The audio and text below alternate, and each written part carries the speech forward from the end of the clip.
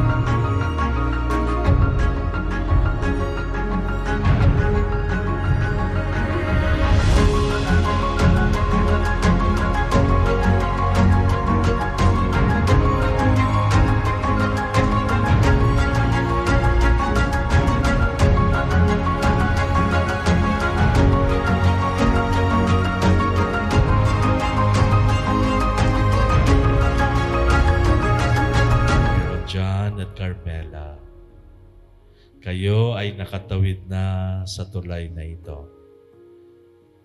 At ito na ang magiging bagong buhay ninyo. Kilalanin kayo bilang mag-asawa sa ating sambayan ng Kristiyano. There is no turning back.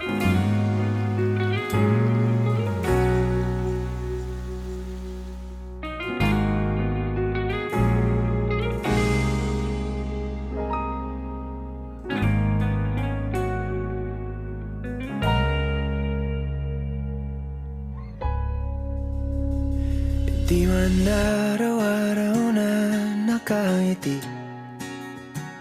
Today, you and I will be one. Ang galing, no? We started from being strangers then ended up marrying each other. Di ko din alam kung paano, pero basta, alam ko ikaw na. You changed me for the better. You are the most loving, caring, and selfless person I know. And for that, let me return it for you. Ngunit sa huli, palagi babalik pa rin sa yakap mo. Hanggang sa huli, palagi pipiliin kong maging sa'yo. Ulit-ulitin man, nais kong malaman nung iyo ako. Nung nakilala kita, sinuportahan mo yung hilig ko. Sinuportahan mo yung ako. For that, I thank you. And I'll promise to give you everything. I love you so much. Carmela, bukal ba sa iyong loob ang iyong pagparito upang makaisang dibdib si Aaron John na iyong pakamamahalin at paglilingkuran habang buhay? Opo, Father.